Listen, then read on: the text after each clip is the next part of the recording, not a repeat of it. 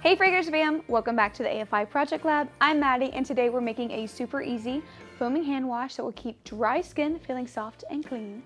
So we're scenting ours with Fresh Snow by Brambleberry, a crisp, clean fragrance that smells just like winter air. So without further ado, let's get started.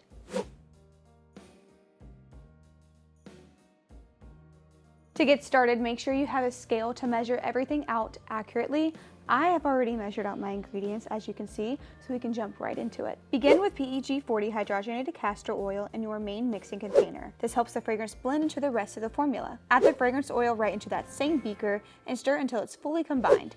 It should look smooth and clear. Next, we're adding our surfactants, which makes the hand wash nice and foamy.